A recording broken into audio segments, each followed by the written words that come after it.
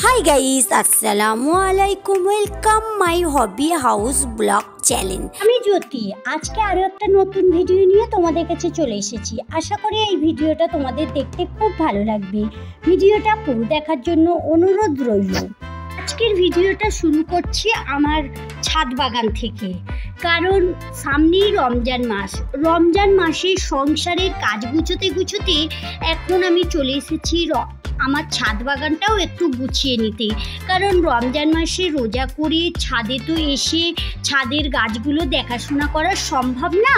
তাই আমি এখন কিছু গাছ রিপোর্টিং করে নিচ্ছি আর কিছু গাছের ডালও কাটিং করে নেব, কারণ এই মাসে দেখো বন্ধুরা আমার চারিপাশে এত পাতা পড়েছে, কারণ গাছের সব পাতা কিন্তু ঝরে যায় আর চৈত্র মাসে সব পাতাও বের হয়। আর এখানে কিছু দানাও নিয়ে এসেছি, দানাও বসাবো আজকে। গরমের গাছ আর শীতের গাছ তো অনেকই হয়ে গেছে, এবারে গরমের গাছ বসাতে হবে। এখানে অনেক রকমেরই দানা রয়েছে। তো চলো এবারে এখানে আমি গোলাপ ফুল গাছের ডালগুলো কাটিং করে নেব। আর এই ডালগুলো কাটিং করার কারণ হচ্ছে যত ডাল কাটিং করবে তত কিন্তু ডাল বের হবে। আমরা অনেকেই আছি মায়া ভেবে ডাল কাটিং করি না, কিন্তু ডাল কাটিং করতেই হবে, তাহলেই অনেক ডাল বের হবে। আমি এখানে যে ফুলগুলো শুকিয়ে গেছে ফুলগুলো কেটে দিচ্ছি। তো ফুলগুলো কাটতে হবে, কারণ যখন ফুল শুকিয়ে যায় সেই শুকনো ফুল কিন্তু গাছে রাখা ঠিক না। আর সেই শুকনো ফুল যদি কেটে দেওয়া হয় তাহলে গাছের ওই পাশ থেকে আবারও শাখা পোশাকা বের হয়। তাই আমি এখানে কিছু ডালও কাটিং করে নিচ্ছি। যেই ফুলগুলো শুকিয়ে গেছে হয়ে গেছে ওই ফুলগুলো কেটে দিচ্ছি। তো বন্ধুরা দেখো এখানে আমি অনেকই ডাল কাটছি। তো শুধু আজকে গোলাপ ফুল গাছের ডাল কাটবো না, অনেক কিছু গাছেরই ডাল কাটবো, যেগুলো ওই চৈত্র মাসে অনেক শাখা পোশাকা বের হবে। তো এখানে দেখো সব এই ফুলটাও কেটে দেব, কারণ এই ফুলটাতে একটু ওই পোকা হয়েছে। রমজান মাসে রোজা করে আমি ওই গরমের মধ্যে ছাদে এসে গাছগুলোর কিন্তু অতটা দেখাশোনা করতে পারবো না। তাই রমজান মাসের আগেই গাছগুলো আমি সব পরিপাটি করে দিচ্ছি। তো এক মাস রমজান মাস থাকবে আর ওই এক মাসের মধ্যে অতটা কিছু করতে হবে না, একবার করে ওই গাছে পানি দিলেই হবে। এখানে দেখো অনেকগুলো ডাল কেটে দিয়েছি, আর এই ডালগুলো কিন্তু প্রত্যেকটাতেই কাঁটা রয়েছে, আমার পায়েও ফুটে যাচ্ছে। আর এই কাঁটা যদি ফোটে তাহলে কিন্তু প্রচুর যন্ত্রণা হয়। আর এখানে দেখো আমি এসে একটু ডালও কাটিং করে নিচ্ছি।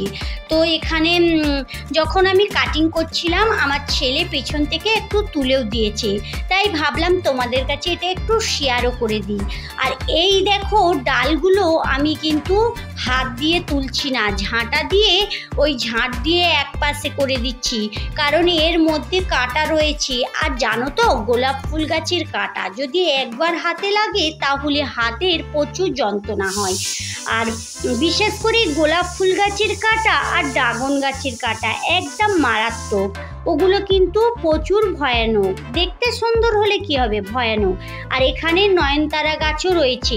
প্রত্যেকটা নয়নতারা গাছ দেখো উপরের দিকে একটু করে পাতা বেরিয়েছে আর নিচের দিকে ডাল একদম সরু হয়ে উঠেছে। তাই এই নয়নতারা গাছগুলোও আমি কাটিং করে দিচ্ছি। যত কাটিং করা হবে তত কিন্তু গাছের শাখা পোশাকা বের হবে। এখানে বেলফুল গাছ রয়েছে, এই গাছটা আগেই কাটিং করে নিয়েছি। এখানে দেখো সবগুলো নয়নতারা গাছ কাটিং করা হয়ে গেছে। অনেক গাছ রয়েছে, সবগুলো তো তোমাদের সঙ্গে শেয়ার করা সম্ভব হচ্ছে না, তাই কিছু কিছু করছি। এখানে এই গাছগুলো সব কাটিং করা হয়ে গেছে। চলো এবারে নিচে চলে যাই, রান্না করতে হবে। দুপুরের জন্য আজকে রান্না করব ডিম আলু। এখানে ডিম নিয়েছি, আলুও ছোট ছোট করে কেটে নিয়েছি, এখানে পেঁয়াজও কুচি করে নিয়েছি। এতগুলো ডিম আমি রান্না করব না, এ থেকে দুটো ডিম রান্না করব আর দুপুরের জন্য। এখানে দেখো একটা বাটি নিয়ে নিয়েছি, এই বাটিতে দুটো ডিম ভেঙে দিচ্ছি। এই রেসিপিটা কিন্তু আমার মা দাদিমারা প্রায় করতো, আর এটা কিন্তু খেতে দারুণ লাগে। তোমরা যদি পারো একবার করে খেতে পারো। যারা এতক্ষণ আমার ভিডিওটা দেখছো সম্পূর্ণ ভিডিওটা দেখতে থাকো। আর দেখতে দেখতে ভিডিওটি যদি ভালো লেগে যায় ভিডিওর নিচে একটা লাইক দিয়ে ভিডিওটি কন্টিনিউ করবে। আর ভিডিওর বিষয়ে তোমাদের যদি কোনো মতামত থাকে তাহলে কমেন্ট বক্সে কমেন্ট করতে কিন্তু একদম ভুলবে না। এখানে দুটো ডিম ভেঙে নিয়েছি আর ওতে একটু স্বাদ মতো নুন আর জিরে মরিচ গুঁড়ো আর একটু লঙ্কার গুঁড়ো দিয়ে ভালো করে ফাটিয়ে নিলাম। আর এখানে চাটু বসিয়ে দিয়েছি চুলোতে আর ওই চাটুতে একটু বেশি পরিমাণে সর্ষের তেল দিয়ে দিচ্ছি। আর দেখো ওই যে ডিমটা ফাটিয়ে রেখেছিলাম ওই ডিমটা কিন্তু এতে দিয়ে দিলাম। আর ডিমটা একটু পাতলা করে বড় করে ভাজতে হবে। দেখো এইভাবে বড় করে পাতলা করে ভেজে নিচ্ছি। তারপরে ডিমটাকে উল্টে উল্টে বেশ একটা ওই যে যেটাকে পাটিসাপটা পিঠে বলে যেমন করে ওই টাইপের অনেক কটা পাট পাট করে দিতে হবে। দেখো একটা না, আমি বেশ 3-4টে করে পাট করে দিয়েছি। আর দেখো কি দারুণ হয়ে গেছে। তো এবারে এই পাটটা এই পাশে ওই পাশে ভালো করে ভেজে নিয়ে একটু লাল লাল করে এটাকে পিস পিস করে কেটে নেব।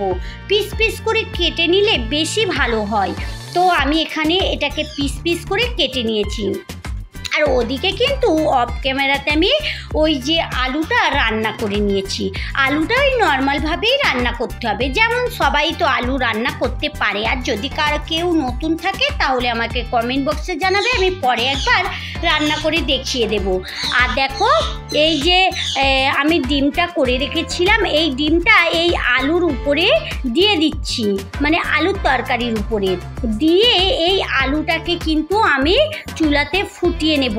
যতটা এই আলুটা ফুটবে ততটাই কিন্তু এই আলুর যে ঝোলটা রয়েছে এই ডিমের ভিতরে ঢুকবে আর ডিমটা কিন্তু টেস্টটা বেড়ে যাবে।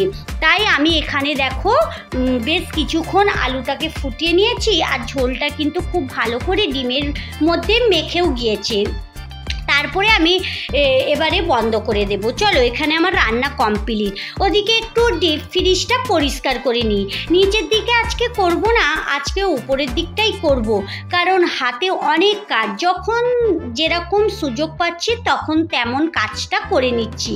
তো এখানে দেখো আমি ডিপ ফ্রিজটা নর্মাল পানি দিয়েই ধুই, এতে কিছু দিই না। আর নিচের ফ্রিজটা একটু অন্য কিছু দিয়ে ধুই। যখন নিচেরটা ধোবো তোমাদের দেখাবো কি দিয়ে পরিষ্কার করি। তো এখানে আমি ডিপ ফ্রিজটা পরিষ্কার করা হয়ে গেছে। আর আগের দিন তোমরা দেখেছো আমি কিছু টমেটো তারপরে মটরশুঁটি সংরক্ষণ করে রেখেছিলাম, সেগুলো আমি এখানে রেখে দিয়েছি। এগুলো দেখো টমেটো ওই যে পিউরি করে রাখা, আর এখানে গোটা টমেটো রয়েছে, আর এখানে কড়াইশুঁটিও রয়েছে। সবগুলো আমি এই ডিপ ফ্রিজে রেখে দিই। এখানে কিছুটা ওই কাঁচা লঙ্কা এগুলোও স্টোর করে রাখা। কাঁচা লঙ্কা কীভাবে স্টোর করতে হয় আমি পরের ভিডিওয় তোমাদের দেখিয়ে দেব। এখানে কিছু চিকেন রয়েছে, কিছু মাছ রয়েছে, কিছু মাংস রয়েছে, সব রকমই রয়েছে, কিছু কিছু করে রেখে দিচ্ছি। আজকে আমি ডিপ ফ্রিজটা আরও পরিষ্কার করে নিচ্ছি, কারণ আরও কিছু আমাকে রোজার জন্য সংরক্ষণ করতে হবে। দেখো সবগুলো পোড়া হয়ে গেছে। তাহলে বন্ধুরা চলো আজকের মতো ভিডিও এই পর্যন্তই। দেখা হচ্ছে নতুন কোনো ভিডিওর সঙ্গে। ভালো থেকো, সুস্থ থেকো, সাবধানে থেকো। ভালো লাগলে লাইক কমেন্ট শেয়ার করো। যারা এতক্ষণ আমার সঙ্গে থাকলে আমার ভিডিওর কোথাও যদি একটু ভালো লেগে থাকে তাহলে আমার চ্যানেলটা সাবস্ক্রাইব করে সঙ্গে থাকতে পারো। Thank you.